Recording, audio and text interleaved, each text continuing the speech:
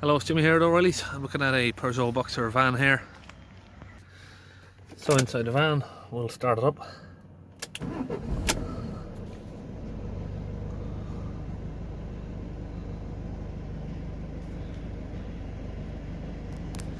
We do get an engine management light come on. There we go, check engine. Okay, it's got these fault codes here for the additive tank, so that's the EOLYS tank being empty. It did have some other fault codes, but they have been deleted before coming down here. One was a P20E NOx exceedance, and another one was for the Adblue level being too low, even though it was topped up. That was reset. The fault hasn't come back, but the customer has brought an Adblue tank which he wants me to fit because he doesn't want to go home without the issue being resolved. Basically, he doesn't want the issue to come back once he's gone home. Now, I can't see a fault here for it. We'll have a look at the live data. Should be in DNOx.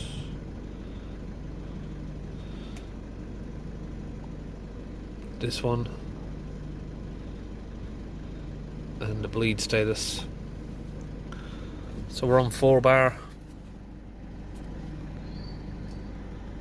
If we hold the revs up for a few minutes, and we'll see if that changes up to 6 bar we should get. Okay, we've went to 6.1 bar, we're still down, but it's still on standby, so it's not moving from standby there. Okay, we've held the revs at standstill for 5 minutes. We've been driving around for 5 minutes now as well.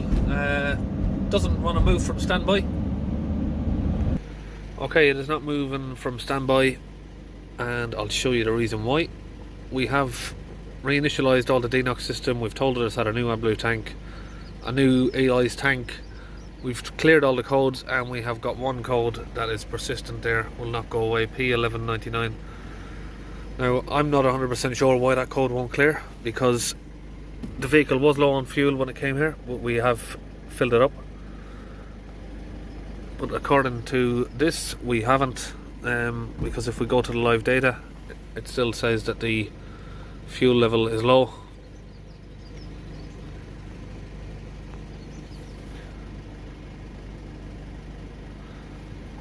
Minimum fuel level reached. I've got no idea why it's doing that. I've tried to reset it, tell her it's had a new fuel regulator. So I'm not sure if it needs. I'm not sure if it needs the injectors testing or the fuel tank's dodgy. But if the fuel tank was dodgy, then we shouldn't be getting a reading on here. So I don't know if it needs a software update. So what I'm going to do for now is disconnect the battery here.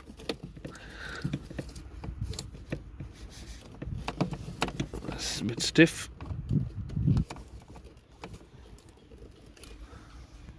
Okay, using my 2 hands, got that loose. Okay, because it's got the additive fault there, saying the additive's low, we've got some additive to EOLYS additive to put back in. This is customer supplied.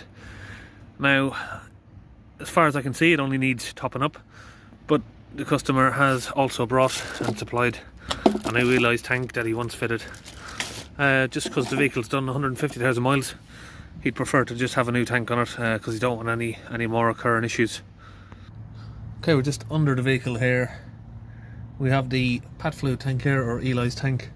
Looks nice and simple. We've got a couple of 13mm bolts by the looks of it to remove here, and a fuel line and an electrical connector there. So just disconnect that and get this electrical plug here disconnected. So again, with these connectors, I always just use a little pick to get in the front here. Grab the pin. I'm not sure if you can see that. Sorry, the screen is darkening out. I usually just get the pin there under the front and pull it out.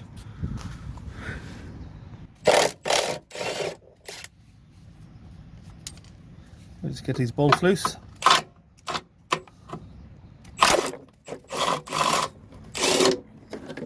down comes the tank. So I've got the drum here connected straight up to the EOLYS tank there, and we're just gravity feeding it in.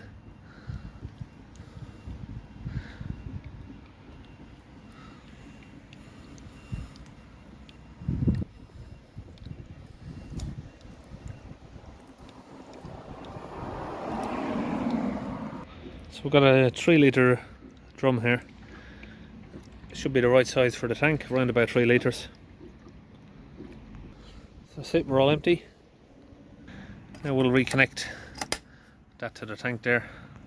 So that's it, we just fitted the new tank the same way we've taken it off. 3 13mm bolts there and the 2 connectors there. Okay, now I'm going to reconnect the battery, and I'm hoping this may have reset that fuel level warning as well. And voila, we seem to have cleared that code by disconnecting the battery. And what I've done for the EOLYS tank there is go to spare part, work on the emissions and replacement of the additive reservoir or pump. But we're going to do that again, just because now we have actually changed it. And I can hear now the pump is priming up. So I'm not sure if you can hear that. A loud sort of ticking noise coming from the pump. Okay, now that's complete. We shall go back and we'll start the vehicle up now. Okay, read the fault codes again. We have got the fuel level fault back. This one I think is going to have to go somewhere else, because I'm not really sure what to do about that one. I'm not sure if it needs a new fuel tank or the injector is looking at. Can't find any information on that code. Okay, the next item the customer's got for me here is a brand new Adblue tank. Now, I don't think it needs the tank again, just need to make that clear. But like I said, he's brought down these 2 items for me to fit. I think he was told he needed a new Adblue tank, but as far as I'm concerned it doesn't need one, but he wants to fit it anyway. Like I said, the van's done 150,000 and he'd prefer to just have the new tanks fitted so he doesn't have these issues again, and he can go back to his regular mechanic for the other stuff, because he did take it there to have a look at, and this EOLYS tank here, or the EOLYS warning, the faults that he had for the additive, the other mechanic didn't even know what the fluid was. He said he'd never heard of it, so that's why he's come down to me for it. So we're just going to get these tanks fitted. He just wants them fitted anyway. Fit the new tanks, and then he can go back and have the fuel level issue sorted out.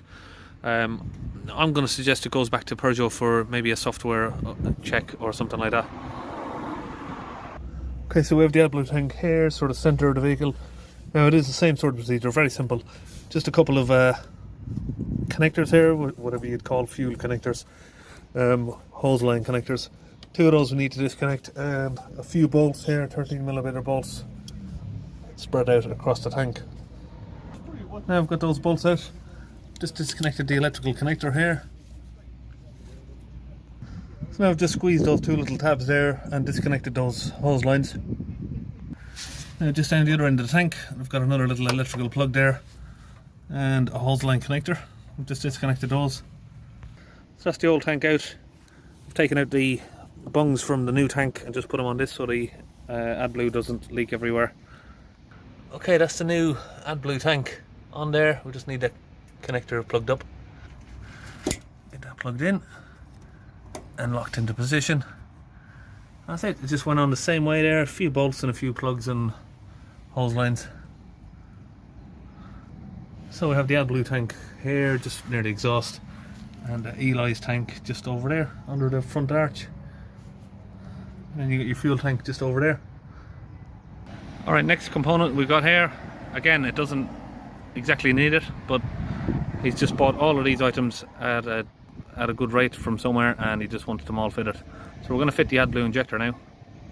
Over here at the driver's side of the vehicle we have the Adblue injector here with a little clamp around it. Now this looks like it's one of those ones that comes in a few different pieces. Is it? Maybe not. That is a size 4 little hex there. Just open that and it comes off. and we should be able to then release the Adblue injector. Let's see how bad that was. It is kind of blocking up.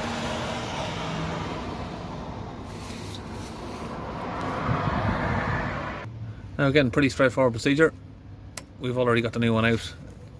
You just give it a squeeze at the two sides, pull the old one out, and lock the new one back into place here. And we've got the electrical plug that goes back on here. So we'll get that on. Make sure that the hole that the Adblue injector goes into is nice and clean. Just get it clamped up.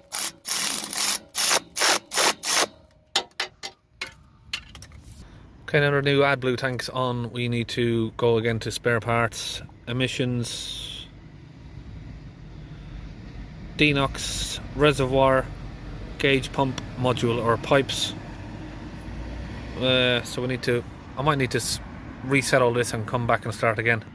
Okay, we've now got that working. We just, because the ignition was off, it sort of confuses the diagnostics. We need to reset it, restart the program. So that's all done. This diagnostic machine is the Launch Euro Tab 3. Okay, we've now got the vehicle running and we're just going to see if that new tank primes up. His engine management light is now gone because we've programmed and fitted the new EOLYS tank. Okay, we've got 6 bar of pressure there, but again it is on standby. Okay, now that's all finished. I'm going to fit a set of brake pads on it and we should be all finished on this. So that's it, we're all finished. See you in the next video.